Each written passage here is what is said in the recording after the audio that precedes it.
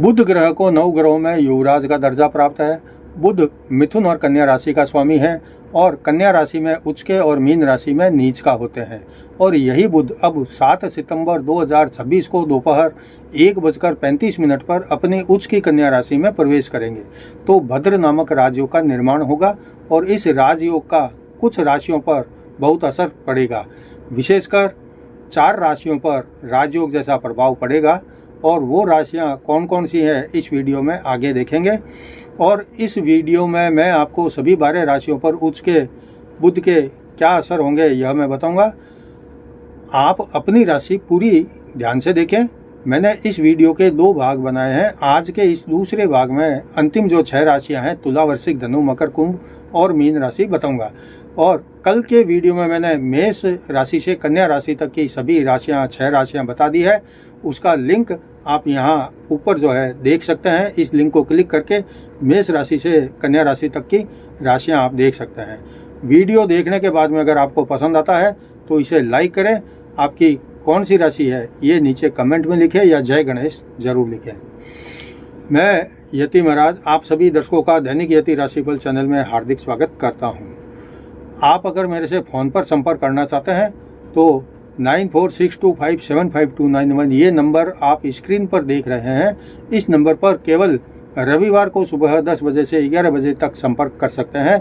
कोई एक ज्योतिष का सवाल भी पूछ सकते हैं।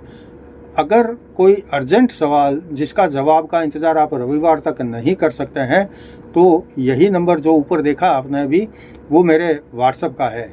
आप मेरे व्हाट्सएप पर मैसेज भेजकर सवाल पूछ सकते हैं, लेकिन आपके सवाल अगर अर्जेंट हुए तो ही मैं आपको जवाब दूंगा। बाकी सभी सवालों के लिए रविवार तक आपको इंतजार करना पड़ेगा। अब बढ़ते हैं आगे और देखते हैं कि इस वीडियो की दूसरी 6 राशियों पर बुध के कन्या राशि में उच्च का होकर के गोचर करने से क्या प्रभाव पड़ेगा और किस किस राशि के लिए राजयोग जैसा फल मिलेगा। मैं शुरुआत करता हूँ इस वीडियो की पहली तुला राशि से। तुला राशि आपके लिए बुध जो है 12वें खर्च भाव का और 9वें भाग्य स्थान का स्वामी है और अब आपके 12वें खर्च भाव में इसका गोचर चल रहा है। यह गोचर आपके लिए भले ही थोड़ा खर्चीला हो और बजट भी आपका गड़बड़ा सकता है और हो सकता है अक्सर आप पैसे को और आय को लेकर चिंतित रह सकते हैं, लेकिन भाग्य साथ देगा। इसलिए आपको समय समय पर आवश्यक धन की पूर्ति होती रहेगी और मिलता रहेगा धन आपको। इस गोचर में आपको नज़दीक दूर किसी धार्मिक स्थल की यात्रा करने का मौका मिलेगा। कोई धार्मिक शुभ मांगलिक काम आप अपने यहाँ संपन्न करवा सकते हैं या ऐसे किसी आयोजन में आप शामिल हो सकते हैं। अगर आपको नया काम या कोई धन से संबंधित बड़ा काम करना है तो आप अपने पिता या पिता समान किसी बुजुर्ग की सलाह लेकर काम करेंगे तो आपको सफलता मिल जाएगी। संतान सुख ठीक है। प्रेम प्यार के रिश्ते में विश्वास बढ़ेगा। जीवन साथी का जो साथ है लगभग सामान्य रहेगा। स्वास्थ्य ठीक रहेगा। इस गोचर में आप नया काम या कुछ बातों की सावधानी रखकर शुरू कर सकते हैं, यानी कि नया काम शुरू करना है तो थोड़ा सावधानी से करें। लेकिन ये बात याद रखना कि इस पूरे गोचर में किसी से बहस या लड़ाई झगड़ा ना हो, वरना आगे इसका नुकसान आपको ही उठाना पड़ेगा।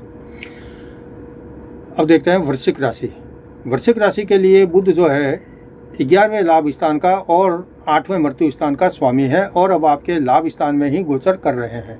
आपके लिए यह गोचर मिला जुला या थोड़ा कम शुभ फल देने वाला रहेगा।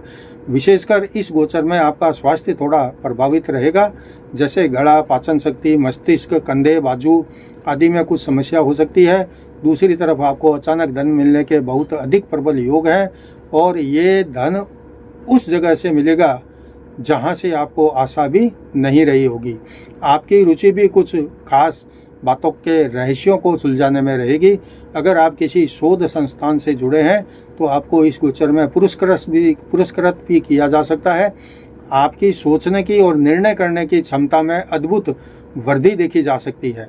कोई नया इन्वेस्ट करना है तो काफ़ी अवसर और मौके इन्वेस्ट करने के आपको मिलेंगे, लेकिन यहाँ आपको सोच समझकर निर्णय लेने की ज़रूरत है, नहीं तो हानि भी उठानी पड़ सकती है। संतान पक्ष मजबूत रहेगा। वैवाहिक जीवन में कुछ परेशानी के बाद शांति रहेगी। कुल मिलाकर यह गोचर आपके लिए संघर्ष और मेहनत के बाद ही कुछ देगा। अब देखते हैं धनु राशि। धनु राशि के लिए बुध जो है 10वें कर्म स्थान का और सप्तम जीवन साथी स्थान का स्वामी है और अब आपके 10वें कर्म स्थान में गोचर कर रहा है। यहाँ बैठकर बुध की जो 7वीं दृष्टि है वह आपके चौथे सुख और माता स्थान पर रहेगी। हालांकि इसका कोई बहुत बड़ा असर देखने को नहीं मिलेगा, फिर भी यह गोचर आपके लिए पुराने कुछ विवादों को निपटाने में सहायता करेगा। हालांकि आपको तो इस बात का ध्यान रखना पड़ेगा कि अब इस गोचर में कोई नया विवाद जन्म न ले ले। अगर आप विवाहित हैं तो आप अपने जीवन की सुख दुख की बातें जीवन साथी के साथ में कर सकते हैं, लेकिन यहाँ भी आपको ही ध्यान रखना है कि प्रेम भरे वातावरण में प्यार की बातें करते करते दोनों में अचानक कोई विवाद जैसा न हो जाए। अगर कोई छोटा मोटा विवाद होता है तो भी उसको तुरंत निपटाने की कोशिश करें। और दूसरी बात, आपस में दोनों पति पत्नी विश्वास बनाए रखें। इस गोचर के दौरान आपको कुछ अच्छे बड़े रिजल्ट भी मिलेंगे, मान सम्मान में भी वृद्धि होगी, आय भी बढ़ेगी, कारोबार में अच्छा आपके प्रदर्शन रहेगा, कारोबार में आपके तेजी रहेगी और कुछ बड़े निर्णय भी आपको करने पड़ेंगे। बुद्धि चातुर्य से किया गया व्यापार या काम या कोई बात सफल रहेगी आपके लिए। आपसे लोग सलाह मांगेंगे और सहायता भी आपसे मांगेंगे। आपकी सोचने की गति किसी दूसरे व्यक्ति से बहुत आगे और तेज रहेगी। आर्थिक स्थिति में अब धीमे धीमे सुधार होगा। यह गोचर सामान्य से काफ़ी अच्छा फल देकर जाएगा। अब देखते हैं मकर राशि। मकर राशि के लिए बुध जो है 6ठे रोग ऋण शत्रु स्थान का और 9वें भाग्य स्थान का स्वामी है और अब आपके 9वें भाग्य स्थान में गोचर कर रहे हैं। यहाँ से बुध का फल आपको काफ़ी अच्छा मिलने की आशा आप कर सकते हैं। कर्जों से मुक्ति का प्रयास आप कर सकते हैं और अगर आप कोई नया कर्ज लेने के लिए सोच रहे हैं तो वो आपको मिल जाएगा। आपके अगर शत्रु है तो अब आपकी विजय निश्चित है। शत्रु जो है सभी स्वतः ही शांत हो जाएंगे। पुरानी बीमारी में भी अब अच्छा लाभ मिलेगा और धीरे धीरे ठीक होना शुरू हो जाएगी। वैसे भाग्य का साथ मिलने से आपका जो है बहुत क्षेत्रों में लाभ मिलेगा। भाग्य आपको हर क्षेत्र में लगभग लाभ तो देगा ही देगा। नया जॉब या नई नौकरी आपको मिल जाएगी। नौकरी बदलना है तो बदल सकते हैं। व्यापार में भी लाभ की स्थिति बनेगी। आपके परिवार में अच्छा माहौल रहेगा। आपको नया काम शुरू करने का मौका मिलेगा। वैवाहिक जीवन में आप अपनी वाणी से जीवन साथी पर बहुत अच्छा प्रभाव बना सकेंगे और आपसी रिश्तों में भी गर्मजोशी और प्यार बढ़ेगा। अविवाहित है तो अविवाहित को शायद अभी भी इस गोचर के दौरान इंतजार ही करना पड़ेगा। शिक्षा में बड़ी उपलब्धि और सफलता के योग हैं। साथ ही सोचकर और विचार करके किए गए निर्णय आपके लिए सही साबित होंगे। ये गोचर अच्छा फल देगा और आपके जीवन में फायदेमंद साबित होगा। अब देखते हैं कुंभ राशि। कुंभ राशि के लिए बुध जो है 8वें मृत्यु स्थान का और 5वें संतान और शिक्षा स्थान का स्वामी है। बुध जो है अब आपके 8वें मृत्यु स्थान में गोचर कर रहे हैं। यह मृत्यु स्थान है। गोचर बहुत भारी सफलता या लाभ को तो नहीं दिखा रहा है, फिर भी आपके लिए लाभ और सफलता जरूर दिलवाएगा। 8वें स्थान पर गोचर करते हुए बुध की सीधी दृष्टि आपके दूसरे धन और कुटुंब स्थान पर रहेगी। इस गोचर में आपकी सोचने, समझने और विचार करने की क्षमता में गजब का पावर कहो या गहराई कहो बनी रहेगी। आप किसी भी बात को, उसके अंदर छिपे राज को तुरंत पहचान जाएंगे और आपकी निर्णय करने की क्षमता में काफ़ी पैनापन और गहराई होगी। आप कोई भी निर्णय तुरंत नहीं लेंगे। सोच समझकर किया गया निर्णय लंबे समय तक लाभदायक सिद्ध होगा। शिक्षा में और प्रतियोगिता में बड़ी सफलता और उपलब्धि मिलने के योग है। तो संतान पक्ष की तरफ से कोई न कोई शुभ संदेश जरूर मिलेगा।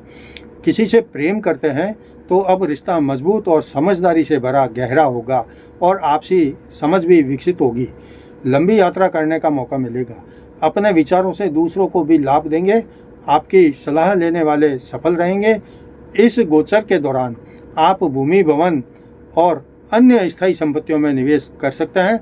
कुल मिलाकर यह गोचर आपके लिए अच्छा ही फल देगा। अब देखते हैं इस वीडियो की आखिरी मीन राशि। मीन राशि के लिए बुध जो है चौथे सुख और माता स्थान का स्वामी है और सप्तम जीवन साथी स्थान का स्वामी है।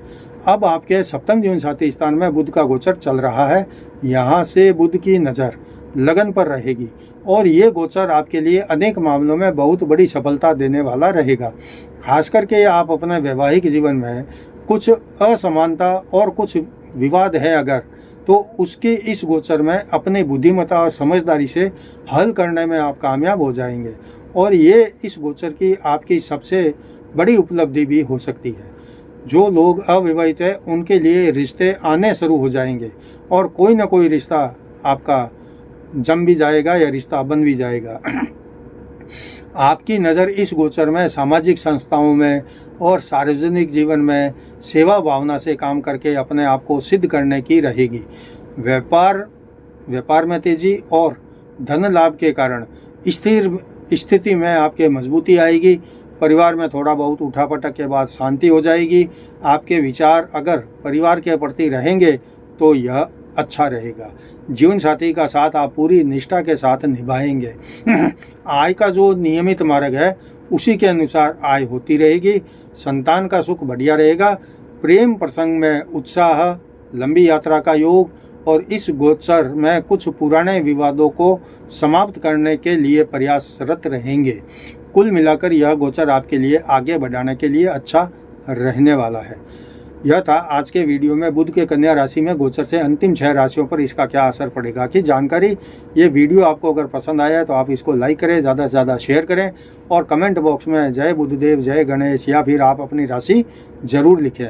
कल मैं आपको सूर्य के कन्या राशि में गोचर से आपकी राशि पर क्या असर पड़ेगा यह मैं बताऊंगा। तब तक जय जिनेंद्र।